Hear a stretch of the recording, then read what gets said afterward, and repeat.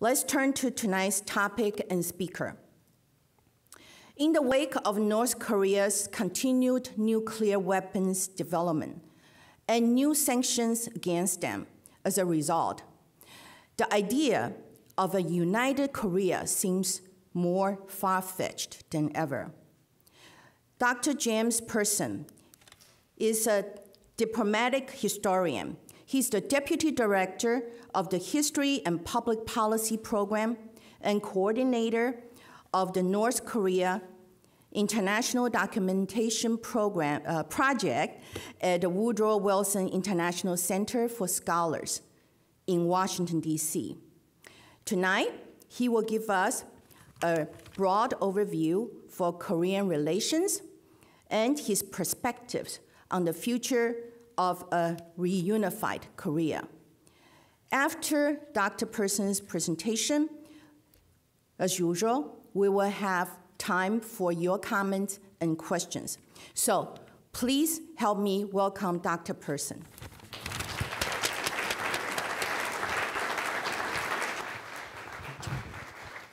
Great. Well, thank you very much for the kind introduction, and thank you to the World Affairs Council for inviting me out, and also to GNS for its generous support of the program, and to President Knapp. Looking forward to visiting Hope College tomorrow.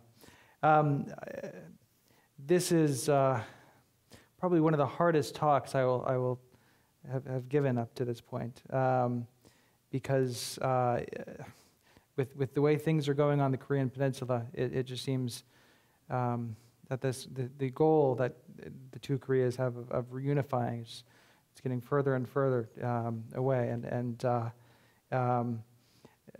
there's really very little hope that in the near future that there will be peaceful reunification on the peninsula. Sadly, it's also a bit of a challenge for me because as a historian, I will be talking about prospects for the future, and as a historian, the closer I get to the present, the more uncomfortable I am. But I'm actually going to start by giving sort of giving a sense of the work that we do at the Wilson Center on Korea. Then I'd like to give an overview of Korean history. I ask you to buckle your seatbelts because we're going to go through 5,000 years of Korean history in just a matter of moments.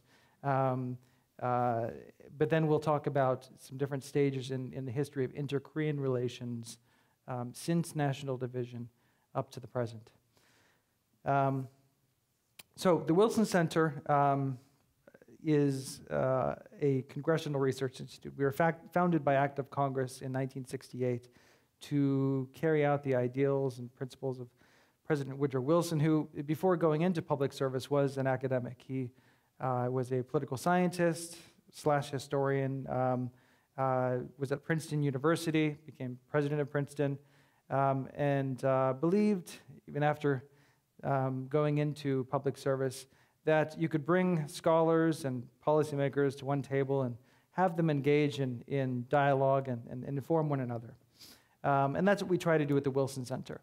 And we're unique in that we actually have a program, and this is the part of the program that I work with, that focuses on history and the lessons of history for policy. We try to identify the long-term, slow-moving trends and how those help us better understand the current situation in the world. And we found that this is particularly useful when looking at the Korean Peninsula, looking at North Korea. Now, all of you here, I'm sure, know that North Korea is not the most accessible of countries. I've spoken with a few people here who have visited North Korea, but we're always limited to what we can see and who we can interact with. So how do we get reliable information about North Korea?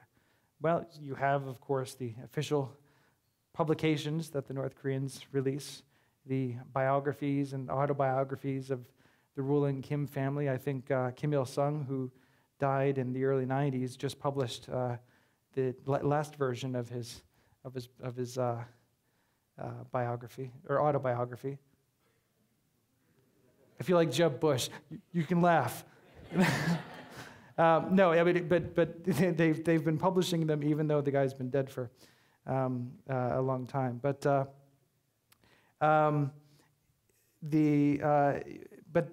of course, there's a lot of propaganda to these. So you need to be able to cross-verify and the information that the North Koreans are providing in these. So how do we do this then? Well, we go into the archives of North Korea's former communist allies, and we look at their diplomatic record. This includes conversations between North Korean officials and former communist officials, diplomatic cables that were produced in Pyongyang and then dispatched back to foreign ministries. And these materials provide a great deal of insight into what was going on inside North Korea throughout the Cold War, help us better understand North Korea's actions at the time. And there is a tremendous amount of policy relevance to these documents because the North Koreans themselves attach so much importance to historical experience and to their own history. And so these materials help us identify these long-term, slow-moving trends and patterns in North Korean policies and how they react to different historical events. And they help us better interpret North Korea's actions today. One thing that we can see is that the North Koreans are predictably unpredictable. They are not as unpredictable as most people would have you believe. They aren't irrational. In fact, there's you can see a logic. You can see a real learning curve in a lot of their actions. And you can see this through these conversations that they're having and through these diplomatic cables. And these materials come from Russian, Chinese, Polish, Romanian, Albanian, East German, Bulgarian, Czech archives. I missed probably half a dozen countries. And they're really valuable in again, helping us understand what happened throughout the Cold War, but also in identifying patterns and informing policy today. But they also help us understand a lot more about inter-Korean relations, and especially the North Korean position on inter-Korean relations. And this is something that, until recently, we didn't know a whole lot about. So it's really an invaluable resource, and I hope that the policy community in Washington takes more interest in them and pays attention to the lessons that we can learn from these documents, so that we can help the two Koreas achieve the goal that both of them do have, which is national reunification. Because the Korean Peninsula is, this is really, this is not normal. For the Korean Peninsula to be separated for 21 years, or I'm sorry, 71 years, excuse me. It's not a normal thing. This is a country that had been a single, highly ethnically homogeneous state for over 1,000 years. And you can look at you can debate about exactly when Korea was first a single political entity, but let's just quickly race through some of the kingdoms that had existed on the Korean Peninsula. Some Korean sources claim that the first state, the first state on the peninsula was Gojoseon, or Old Joseon, which was founded at some point in around 2333 BC and lasted until about 108 BC, when Chinese commanderies were established on the peninsula. You can see here that it not only occupied just the Korean Peninsula, but much of northeast China as well. As I mentioned, so then Chinese commanderies then occupied part of the peninsula and bringing about the end of Old Joseon.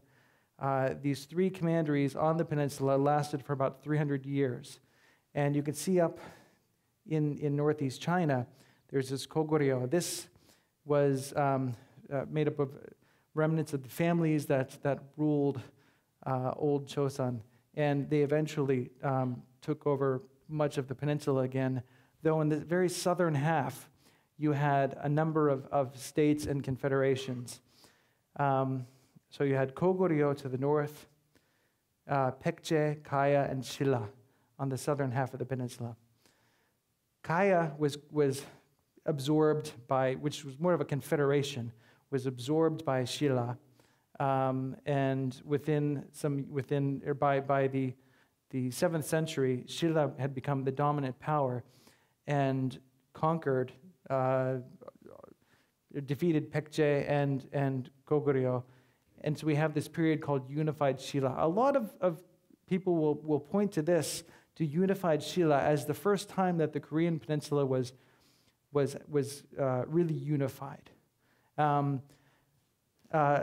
Many, however, will point out, in fact, nationalist scholars in the early 20th century would point out that it actually didn't unify the peninsula. It sort of ended at this narrow neck of the peninsula and didn't fully occupy all of the territory that was once part of Korea, including northeast China. And this is something, incidentally, that some Chinese scholars have mentioned, is a little bit of a concern that there may be this call for the return of these part of northeast China after Korea does unify, if and when that happens. But the first state that really occupied most of the peninsula was Goryeo, which came about after Shilla, the unified Shilla, collapsed around 935. So Goryeo then lasted through 1392, when a general that was tasked with going and attacking the Chinese on the border switched sides, and with the support of China, went back and overthrew the Goryeo king, and created his own regime, his own dynasty, the Li dynasty, which and the kingdom being called the Chosun dynasty, or the Chosun kingdom. Chosun ruled from 1392 to 1910. So for over 500 years, until Korea was annexed by Japan in 1910. Korea sovereignty, Korea was starting to lose its sovereignty as early as the late 19th century, when you had this competition among various imperialist powers to gain influence on the Korean peninsula. But in 1905, Japan placed Korea under a protectorate, thereby stripping Korea of its ability to conduct its own foreign relations, and even to implement many domestic policies. And in 1910, it fully annexed the Korean peninsula. And for the next 36 years, Korea was a colony of Japan, was one of the early countries colonized. Korea was liberated, of course, in 1945, when the Allies liberated the Korean peninsula at the close of World War II. And the United States and the Soviet Union agreed to a temporary division of the Korean peninsula at the 38th parallel. This was just a line that was arbitrarily picked because it was roughly half of the peninsula. The Dean Rusk made the proposal. He was looking at a National Geographic map and said, well, this is a good place here. And so he selected that. The decision to do this was because the United States was not in any position to get to the Korean peninsula in time to accept the surrender of Japanese forces, whereas the Soviets were already entering and marching south. And there was this concern that the Soviets would therefore be able to occupy the entire peninsula. And once they were in, they wouldn't have gotten out, of course. So the proposal was made to jointly occupy Korea and to oversee the creation of an independent Korean government. and the Soviets agreed to it. There's some scholars argue that it was probably the Soviets likely agreed to it so willingly because they thought that they would get part of the occupation of Japan. But unfortunately, what was meant to be a temporary partition of Korea that was supposed to just make things easier and to escalate the process of getting the Japanese to surrender and to withdraw from the peninsula, turned out to be turned into a permanent division when, from 1946, with the emerging Cold War, the Soviets and U.S. The Soviet and U.S.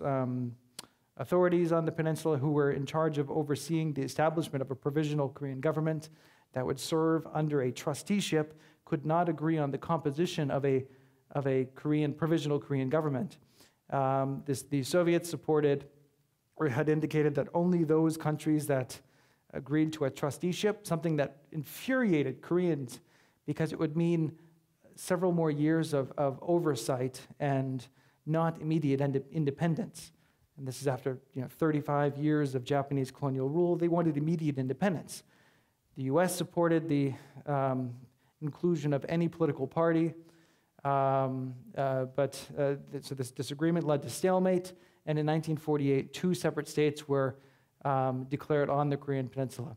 Now, so the Korean Peninsula then became a casualty to politics, U.S.-Soviet geopolitical confrontation. But it's not completely without some local connection, though. In many ways, we can say that the division what led to the permanent division had roots also in the colonial era strategies for national liberation of Koreans themselves. We have 2 pictures here representing 2 completely different spectrums on just how to, or views on how to achieve national liberation. Over here we have socialist revolutionaries who were fighting against the Japanese in Manchuria. This figure right here is Kim Il-sung, who went on to become the premier of North Korea, the founder of this Kim dynasty. So he was fighting against the Japanese in Manchuria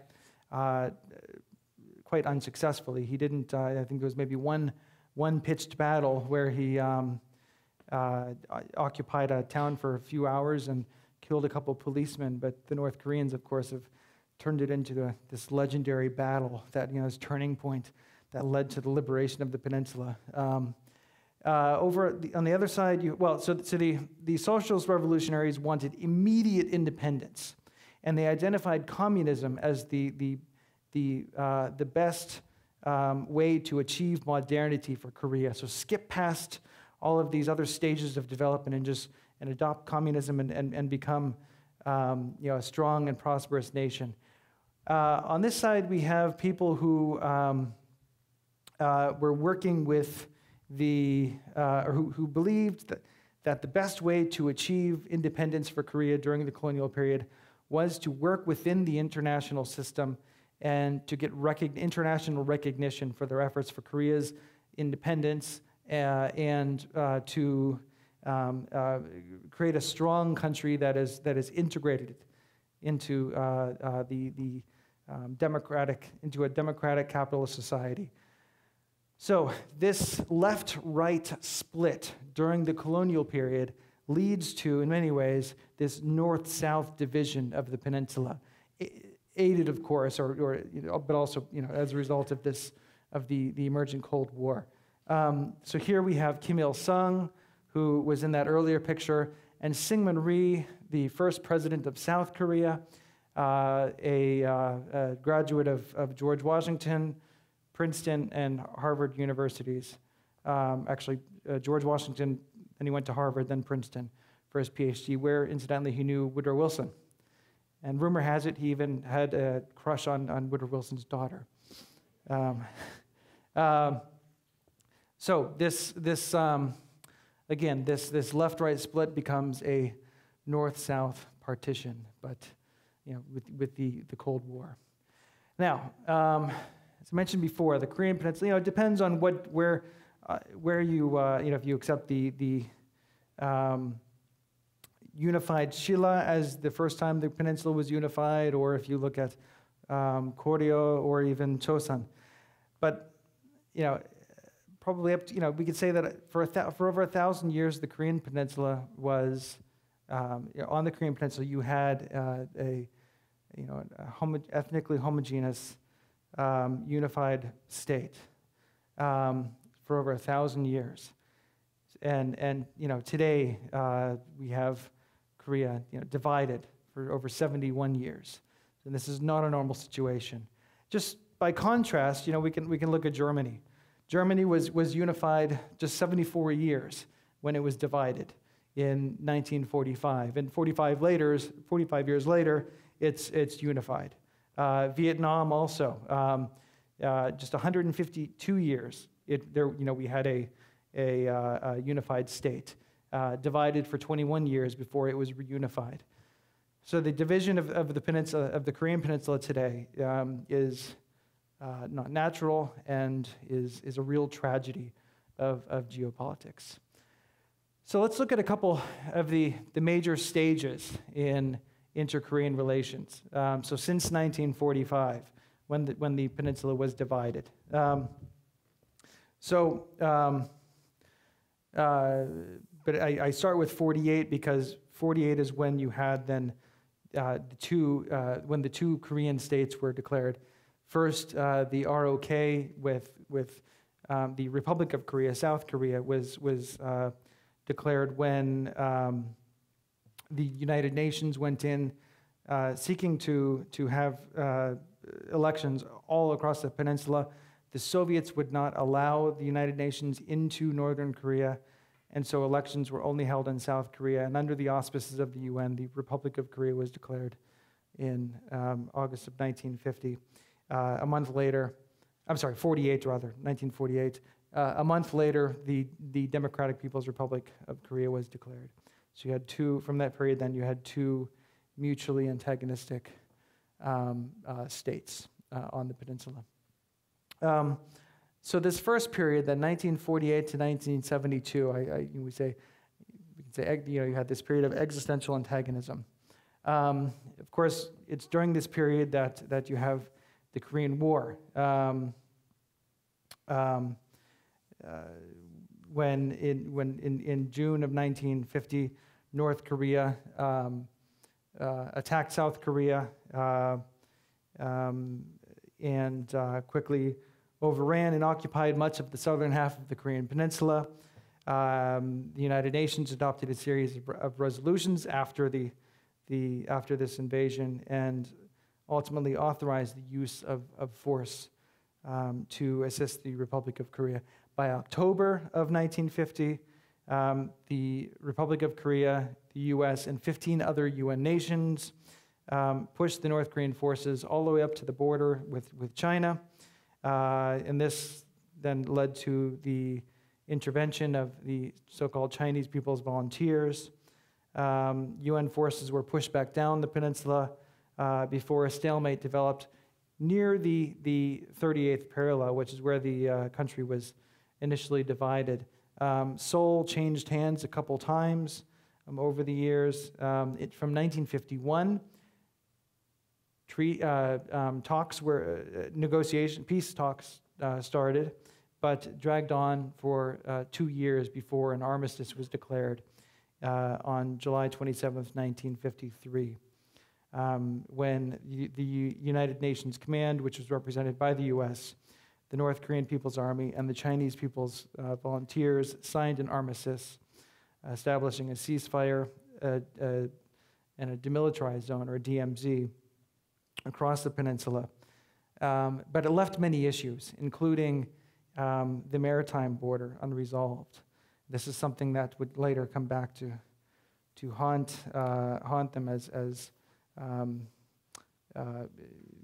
and you'd have many clashes off the coast in the years ahead. So in the years after the Korean War then, the two Koreas competed for international recognition abroad while sharply constraining civil liberties at home, both in North and in South Korea. For the next several decades, government-to-government and person-to-person exchanges or contacts between the two Koreas was almost non-existent.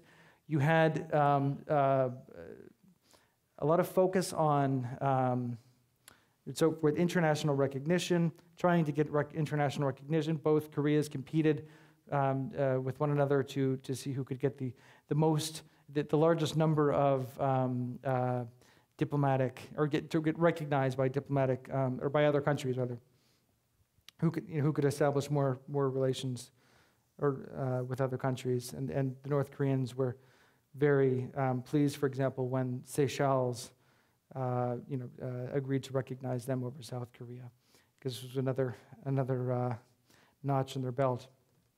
There was also a fierce competition for domestically, where this is a period during which both North and South Korea are trying to develop their economies and economic development is seen as a way of getting legitimacy. So in South Korea, the strategy was to initially was unification first, economy later, until about 1960, when Syngman Rhee was forced out of power. Park Chung-hee, the father of the current South Korean president, came to power in 1961 and reversed that, economy first, unification later. This is when South Korea really began to focus on developing its economy, focusing on industry and a lot of investment in the economy. And by the end of the decade, by the end of the 1960s, already began to surpass North Korea. North Korea, you had Kim Il-sung trying to, number one, North Korea was utterly just devastated after the Korean War. Bombing campaigns during the war were very destructive, and the North Koreans sought to take advantage of having this blank slate, and they wanted to eliminate any colonial era distortions to the national economy. During the period of Japanese colonial rule, the North Korean economy was, or the Northern Korean economy was integrated into the Japanese economy, rich in mineral resources, highly developed extractive and primary processing industries, but there was no ability to produce spare parts or finished goods. So Kim Il-sung sought to develop an economy that was externally independent and internally interconnected, or interdependent. So eliminate this dependency on outside sources. So from the extractive industries to you'd have extractive industries, primary processing, spare parts, and finished goods all within the country. He also focused a lot on heavy industry, but not so much on consumer goods and light industry. So for many years, for many decades, in fact, the North Korean people continued to suffer and didn't enjoy many of the luxuries that were available in other countries, including in South Korea, thanks to South Korea's close work with the United States and increasing integration into the global economy. During this period also, this first period in relations, we see a sharp rise in clashes along the demilitarized zone, especially in the late 60s. You have these attempted assassinations.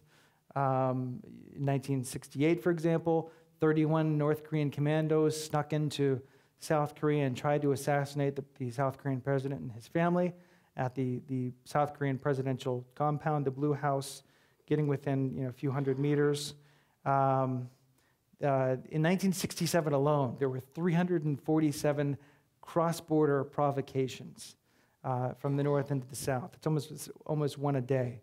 So in the late 1960s, you have this period, 67, 68, 69, that many scholars call the Second Korean War, when tensions, inter-Korean tensions increased to their highest point since the Korean War. This period ends in 72. 72, of course, you have the rapprochement between Washington and Beijing. You also have the beginning of détente with the United States. And we begin to see a shift then on the Korean Peninsula as well. And for the first time, since the establishment of two states, you have dialogue between North and South Korea. And you have then this July 4th joint communique. There were talks between the North and South Korean Red Cross, and then this led to political talks at a higher level involving the North Korean foreign minister and and President Park Chung-hee of South Korea, and also a key official from North Korea, their foreign minister, and the younger brother of Kim Il-sung, and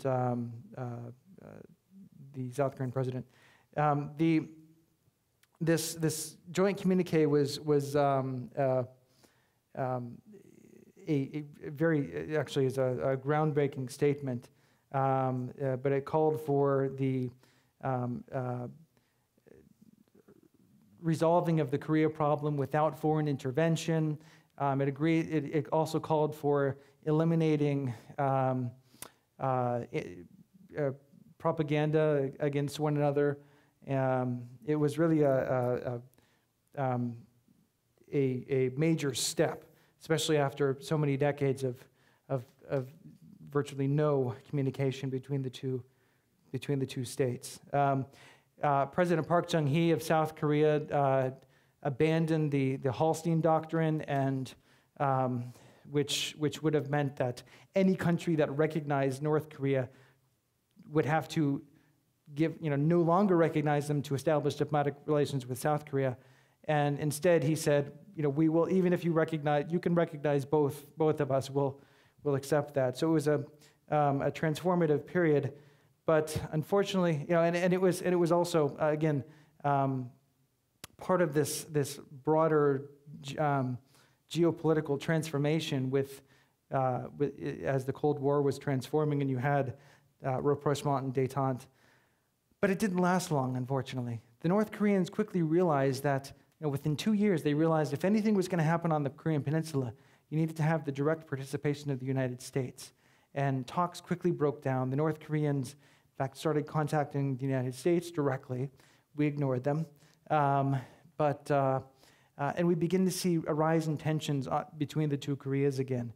In 1974, for example, the South Korean First Lady was assassinated by pro-North Korean Japanese. Well, he was ethnically Korean from Japan, but he was a pro-North Korean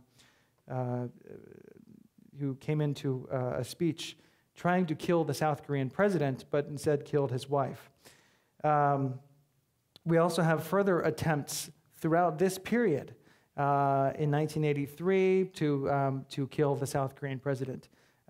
President Chun Doo-hwan there was an attempted assassination in Rangun when he was visiting Rangun in 83.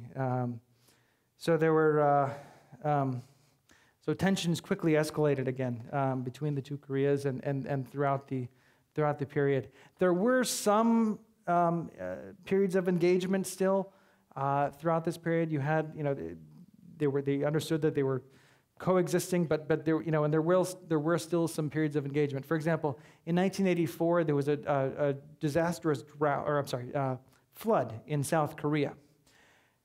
The North Koreans offered to send cement and rice to help the South Koreans. South Korea agreed to it. They agreed to accept it. This led to a number of exchanges.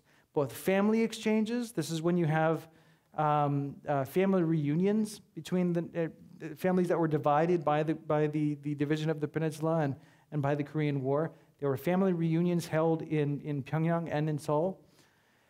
You also had a number of other political meetings, again with the Red Cross. By this point, it was becoming clear that the Koreas had grown so far apart. There's an interesting little anecdote where the South Koreans were brought to a mass games performance by the North Koreans. This is, those gymnastic performances where there are thousands of people dancing, and then in the stands you have the people with the cards, and they have these images that are moving. You can see them on YouTube. They're frightening, but also quite very elaborate. The South Koreans were disgusted by it. They said, there's nothing Korean here. This is more Soviet or Chinese than anything. And they understood that they were no longer the same people. The North Koreans, for their part, were taken to a Las Vegas-style review at the Walker Hill resort in just outside of in the outskirts of Seoul. And they actually got up and walked out because they saw this Las Vegas-style, show with scantily clad women as a disgusting display of American imperialism and just this cultural appropriation. They were frustrated and just walked out. So talks quickly broke down again in 84, 85. But they also, again, tried to talk again in the 80s when the North Koreans came up with the idea of co-hosting the Olympics with South Korea. The Wilson Center has obtained the documents from the International Olympic Committee archives about the exchanges between North and South Korea and the attempts to co-host the Olympics. And they're amazing because it's a case study in the self-defeating nature of North Korean diplomacy, where you have, so the North Koreans say, look, we want to co-host, we want to hold a certain number of games. We want 6 games in North Korea. And the South Koreans say, well, all right, we'll give you 1. And the North Koreans, no, we want 6. All right, 2, 6, 3, 6, 4, 6. All right, 5, 5, we'll give you 5. No, 6. And then finally, the South Koreans just fine, we'll give you 6. 8. So that went nowhere. And of course, as we all know, the games were held exclusively in South Korea. But it was another attempt to talk. But these periods of dialogue did not last long.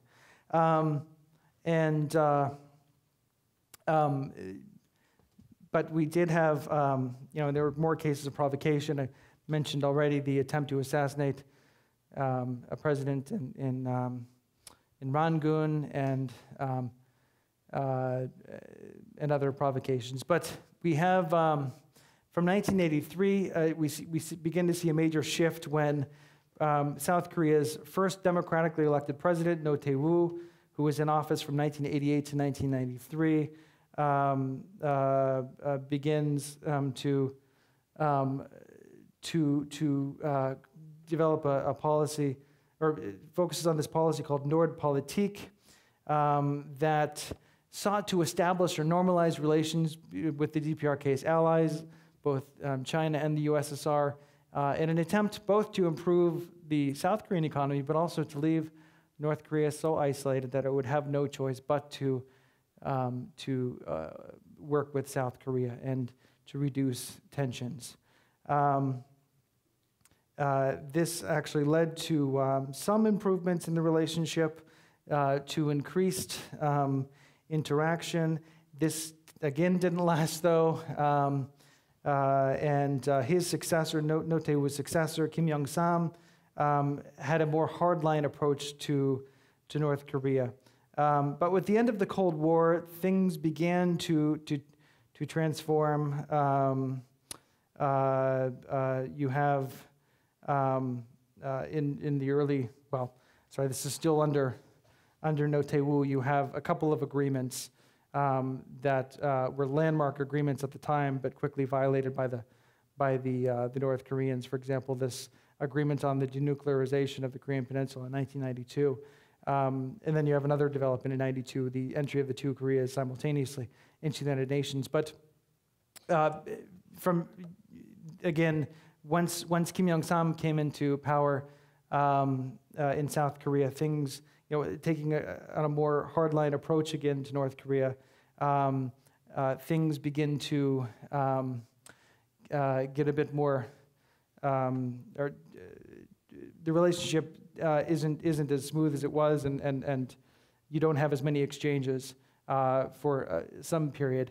This, of course, coincides with the severe difficulties in North Korea in the 1990s when they had this disastrous famine where hundreds of thousands and possibly up to 1 million people perished. It's also when we have the North Koreans attempting to develop their nuclear weapons program. The period when you have talks between the United States and North Korea about the nuclear program with the agreed framework in the early 90s. We have, again, a missile crisis in the late 1990s. A major shift occurs from 1998 in inter-Korean relations, however, when Kim Dae-jung, a longtime democracy activist in South Korea, is elected president. He launches something called the Sunshine Policy. This is based on Aesop's this story of the north wind and the sun competing with one another to see who is more powerful. And they said, so the north wind says, let's see who can get this guy to remove his jacket. And so the north wind blows, as hard as he could, but the harder he blows, the more the man holds his jacket. The sun then comes out and makes the man warm, and he removes his coat. The idea behind the Sunshine Policy is to show kindness, not strength or to try to push the North Koreans around, but to show kindness, especially in this time when they are just coming out of this disastrous famine.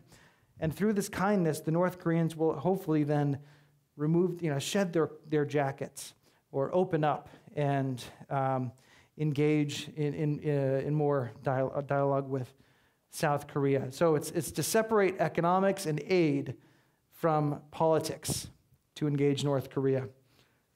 And so we then begin to see a number of developments. More NGOs and businesses are doing, and private citizens are permitted to have contact across the demilitarized zone. They're permitted to work with the North Koreans and to actually even establish various enterprises in North Korea. For example, in 1998, an arm of the Hyundai Group began running tours of this mountain resort they built a resort and then began operating tours in northern Korea. And South Korean tourists were brought up by ship or by bus into to this resort area. In June 2000, Kim Dae-jung had the first presidential summit since the countries were established with Kim Jong-il. And the two sides agreed to begin family reunions again, and also they decided to establish the Kaesong Industrial Complex, which would bring South Korean businesses to a northern Korean town to establish a large industrial facility. Kim Dae-jung continued to focus on engagement, even though the two Koreas began to, even though there were actually a number of naval clashes on that unresolved maritime border, which is called the Northern Limit Line by the South Koreans in 1999 and again in 2002. Kim Dae-jung's, here's the Inter-Korean Summit in Pyongyang with Kim Dae-jung and Kim Jong-il. So Kim Dae-jung is succeeded by Roh Moo-hyun, who was a human rights lawyer, and he establishes the policy of peace and prosperity, which many people have described as Sunshine Policy Act 2.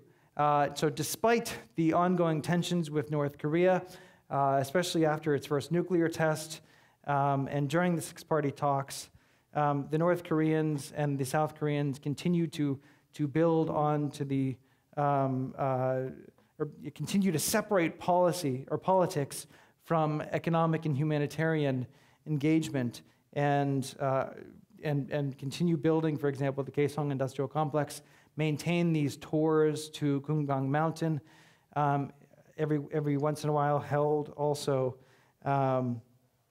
the family reunions. The Kumgang Mountain tours, they ended in 2008 only when a South Korean tourist was shot when she went out very early in the morning and went into a restricted area.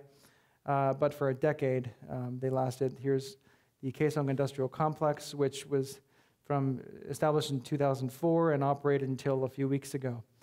In 2007, Roh Moo-hyun held a second summit with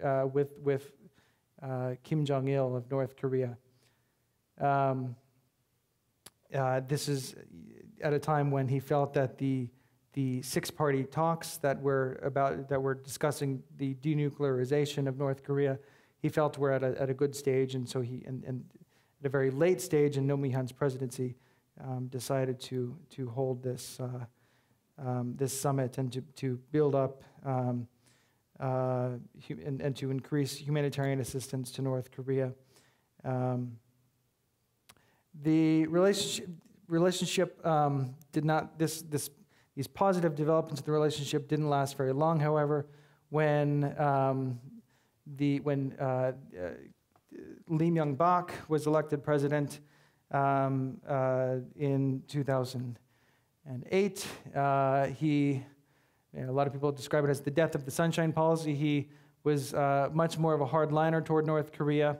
Expected the North Koreans expected them to reciprocate. So it wasn't just about giving them aid anymore, and hoping that they would remove their coats, but he expected some form of reciprocation, some change in policy towards South Korea. And so when that didn't happen, he abandoned these policies and took a much harder line. In turn, relations quickly deteriorated. So a priority for him became, was denuclearization, and this led to a significant change of pace in the relationship with North Korea. He also began to focus much more than anyone before him on human rights in North Korea. So he dramatically curtailed aid to North Korea. Did continue for some time until 2008, until the shooting of the tourist. He continued to operate Kumgang Mountain tours, but did maintain the Kaesong Industrial Complex until again that shut down just a few weeks ago. Inter-Korean relations continued to deteriorate throughout his presidency, and in 2009, North Korea declared that all past agreements between North and South Korea were nullified. And Lee Myung-bak continuously criticized the North Koreans for provocations, including missile tests and nuclear tests.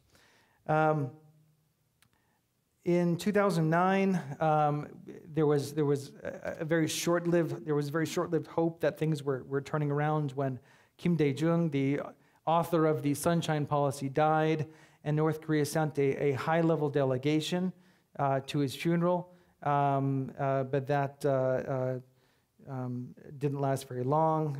That opening didn't, and we did have another round of family reunions, but again, that was a very short-lived détente. In November 2009, North Korean and South Korean navies clashed again on this by the northern limit line, and in the following March, the North Koreans sank a South Korean corvette, the Cheonan, which led to the death of 46 South Korean sailors. In 2010, the North Koreans shelled an island, a South Korean island, in the vicinity of this northern limit line, killing 2 soldiers and some civilians as well.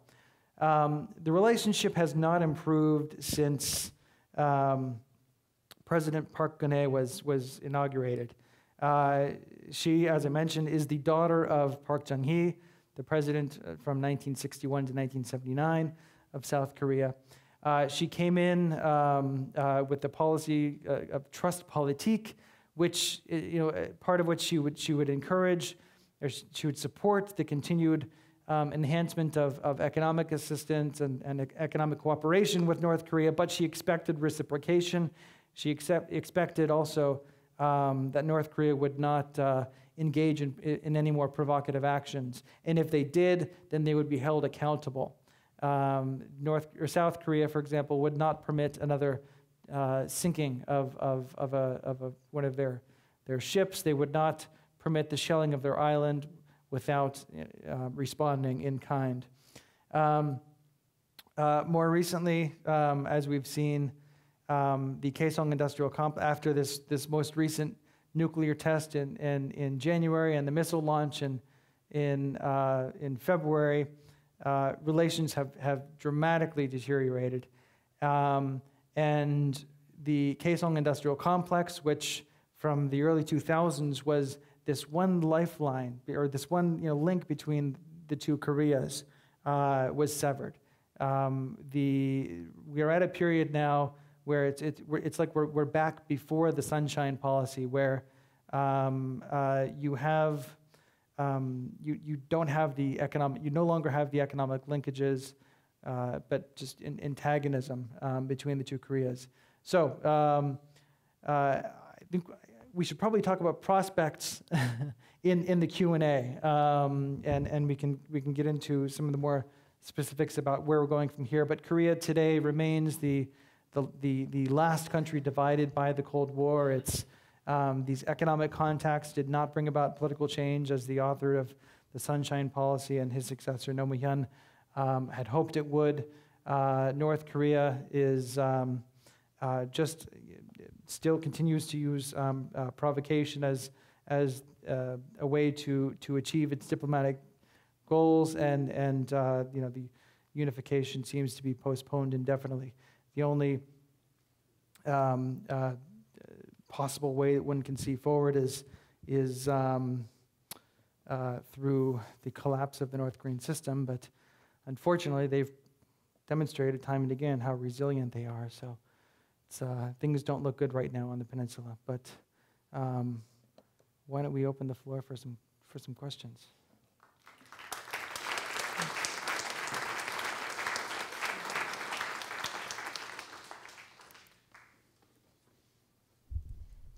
Thank you, Dr. Persson.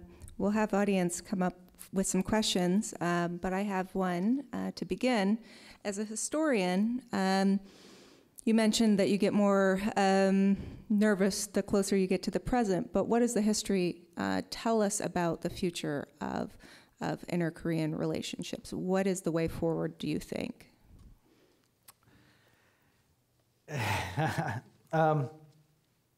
Excellent question. I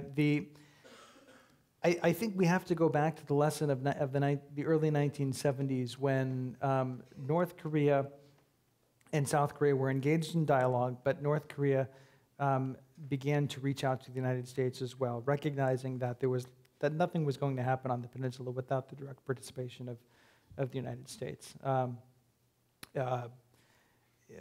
is for a number of reasons. I mean, the fact that there is this strong U.S.-ROK alliance, that you have the presence of U.S. troops on the southern half of the peninsula. The United States needs to be more directly involved. It's only when I think relations between the two Koreas will dramatically improve when relations between Washington and Pyongyang improve. And without that happening, we may see, the occasional positive development, the occasional meeting, we saw time and again between North and South Korea, but you're not going to see a lasting peace on the peninsula. You're not going to see an end to this, antagonism, because the North Koreans, unfortunately, have learned over the years that the most effective way to achieve their diplomatic goals is to engage in provocative action. Sadly, this is a lesson we taught them.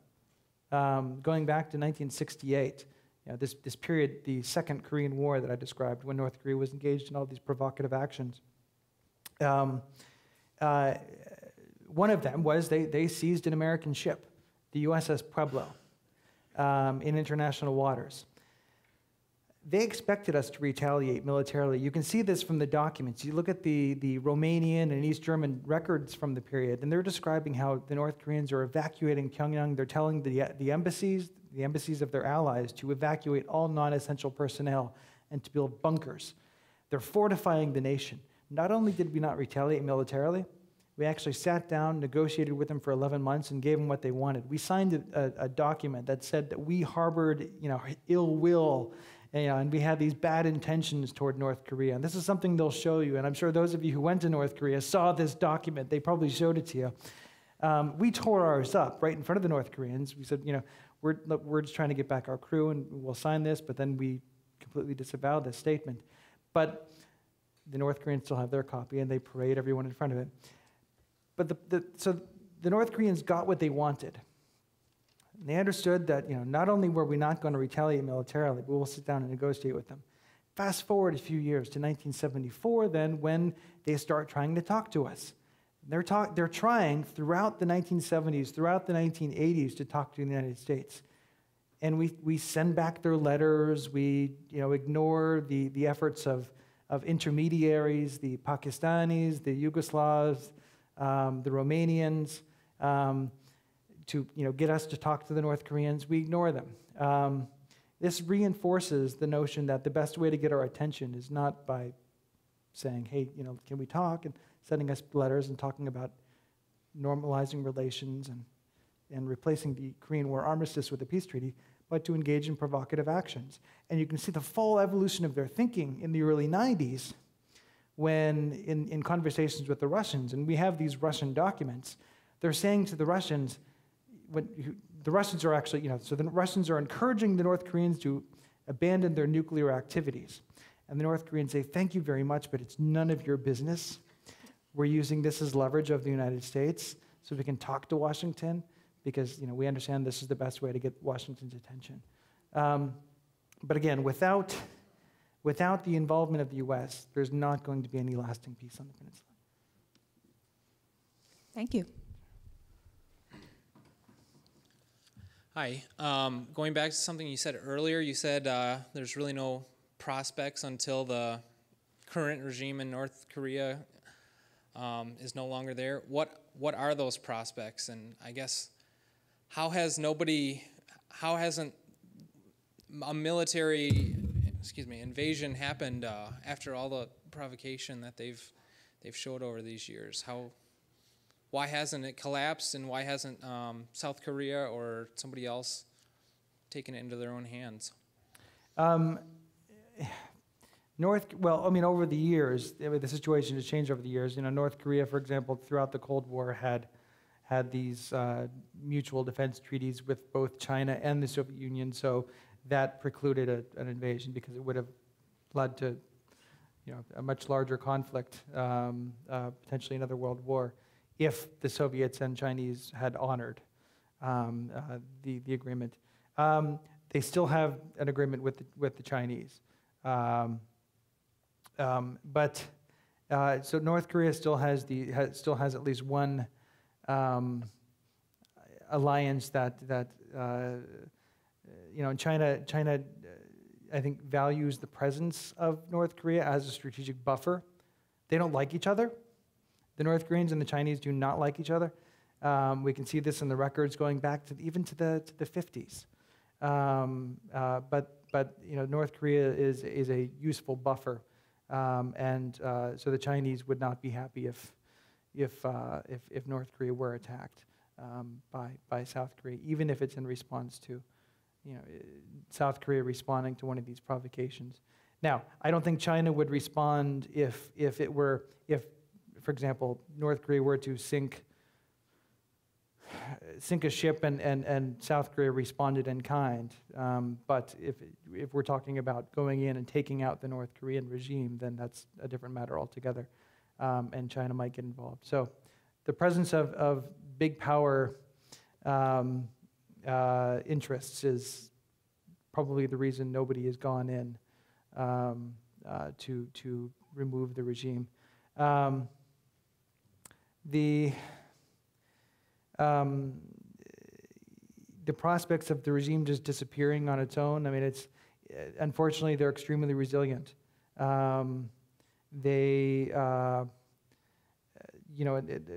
People didn't give them, even through the 90s, they thought that with the collapse of the socialist camp and the end of their preferential trading arrangements, that they were going, because they didn't have the resources to operate on in a free market economy without these preferred trade relations with socialist camp countries.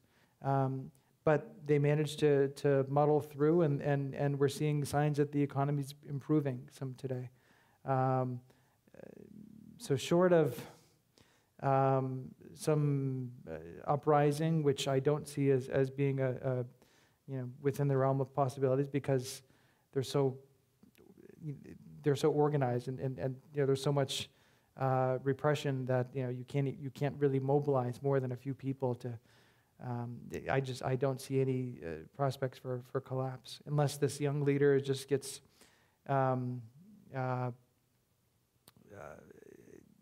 You have some very top level coup. I can't rule that out, but that would all just be, it's just all pure speculation. We really don't know what's going on right now in the ranks of the leadership. Can you tell me more about the DMZ? I know what it is, but just expand on it a little bit. Sure. So the DMZ then is, I think, I'm not sure the exact width of it across the peninsula, but it is the zone separating the two Koreas where you do actually have troops present, but they're not supposed to carry any large arms or weapons. But it's this is the area where talks are held. Military Armistice Commission talks are held on occasion.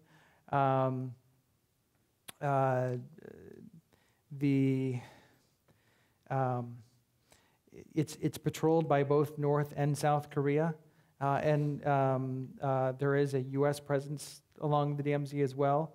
I think the U.S. is trying to pull back from the DMZ to south of the Han River, so that South Korea will maintain the perimeter. But it's fascinating.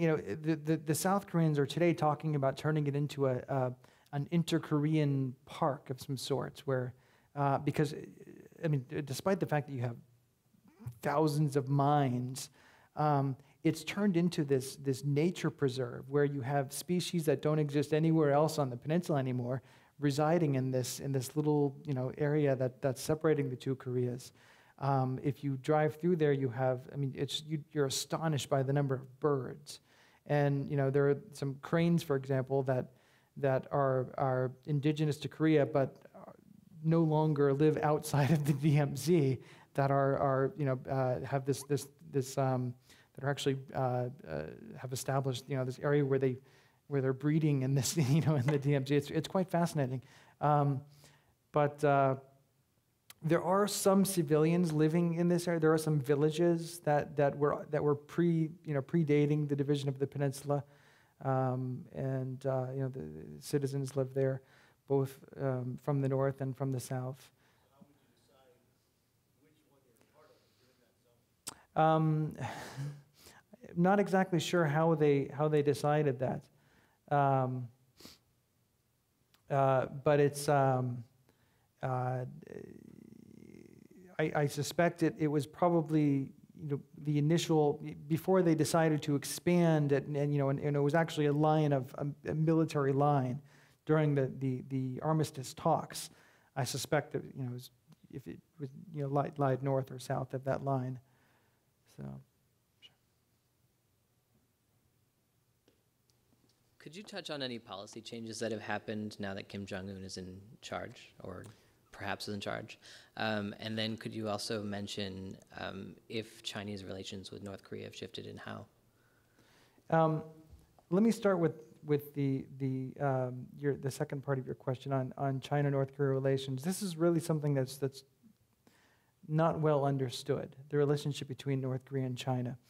There's this saying that you see in the propaganda a lot, on anniversaries of celebrations and whatnot, that China and North Korea are as close as lips and teeth.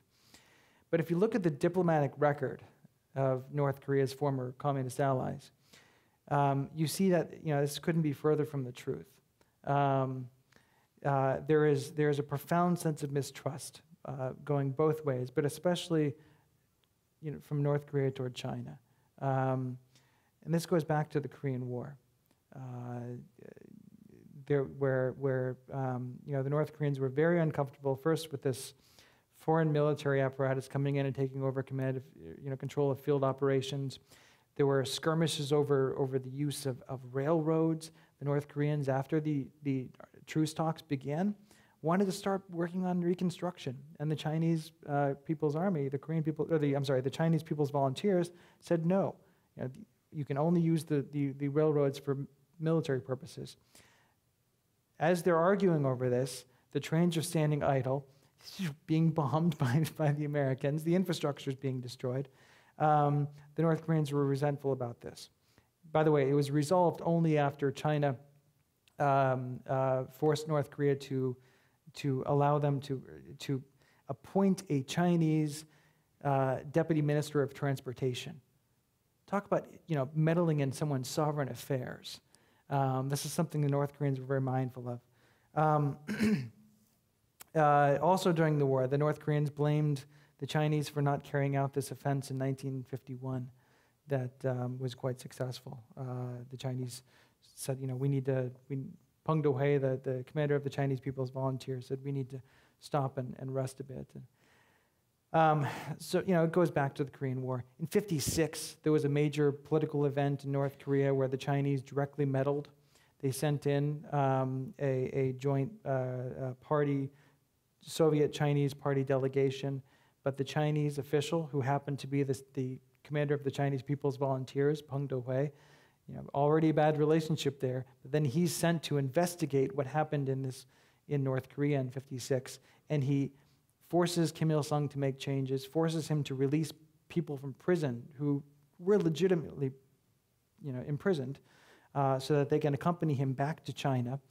The Chinese harbor people who fled, critics of the regime who fled, across the border into China. But again, meddling in North Korean affairs. Fast forward to the Cultural Revolution. There were armed clashes on the border between China and North Korea in the vicinity of Paektu Mountain. Chinese troops occupied a North Korean town, and Kim Il-sung actually issued an order to attack. You also have the Red Guards are denouncing Kim Il-sung, calling him a fat revisionist for sitting on the fence in the Sino-Soviet split. Ethnic Koreans are being rounded up and killed in Manchuria and then sent across the border on trains with signs attached to them saying, "This is going to happen to you next, you little revisionist." Relations weren't good during the Cultural Revolution. 1980, Kim Jong-il is announced or is designated the officially successor to Kim Il-sung. Chinese newspapers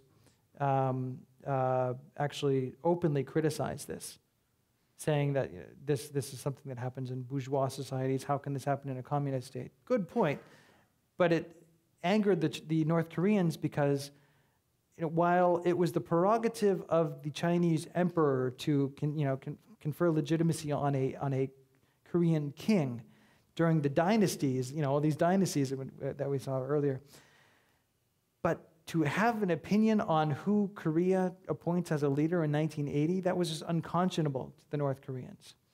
And then the ultimate betrayal in 1992 when the Chinese recognized South Korea and turned their backs on North Korea.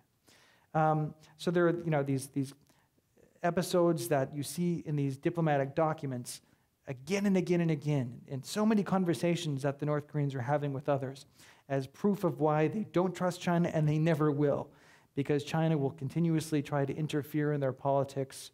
China is trying to reassert its traditional hegemony over Korea. So this is something that the North Koreans are quite conscious of. And you have to understand that the North Koreans, at their core, are anti-colonial revolutionary nationalists who are so hardwired to this idea of sovereign equality that anyone trying to tell them to do this or to do that, or even encouraging them to do this or to do that, they're going to look at that and say, oh, you're meddling in our sovereign affairs. And so today, by asking China to use its, clearly China has more access and more economic leverage over North Korea than any other country in the world, but they don't have the political influence because of this past. But by asking, China can't use its economic leverage today because, for a number of reasons, instability on its border, but it also doesn't have the political influence that we think it has. And by asking China to use its whatever influence it has, we are asking them to do precisely what North Korea has most resented over the past 7 decades. So it's very counterproductive for the United States to outsource its North Korea policy to China. And sadly, this is something that goes back to the late 1970s. As we were on the verge of normalizing relations with Beijing, we got the idea in our head that, China and North Korea are close. I guess we bought into this lips and teeth propaganda. So we thought China and North Korea are close, so we'll just rely on China to deal with North Korea. We have no interest. There's no benefit, especially economically, to working with the North Koreans, so we'll let China deal with them. 35 plus years later, this is our default policy. We've tried to talk to the North Koreans on various, and the North Koreans have cheated, and they burnt us a few times. We also didn't adhere to all of our agreements. But clearly, this is a policy. Relying on outsourcing our North Korea policy to China is not going to work. And the relationship has changed between North Korea and China, I would say especially since 2013, when the North Koreans when Kim Jong-un killed his uncle, who was the one man in the party who was closest to China and was in favor of some reform that would have taken North Korea economically, perhaps on a path toward like Chinese economic reform. You have to look at the execution as a shot across the bow to China more than anything else. That was a clear signal to Beijing that not only are we not following your economic path, we are also not going to allow you to influence our policy. And the relationship has worsened ever since. The North Koreans and the Chinese. The fact that the Chinese leader has met with the South Korean president, I think 8 times, but has not once met with the North Korean leader. That suggests a lot. And the Chinese are no longer going to sit back and let the North Koreans keep engaging in these hostile activities, and just keep doing, giving aid without North Korea reciprocating. The problem is, so the Chinese policy says, it's we will keep giving you aid, but don't do anything stupid.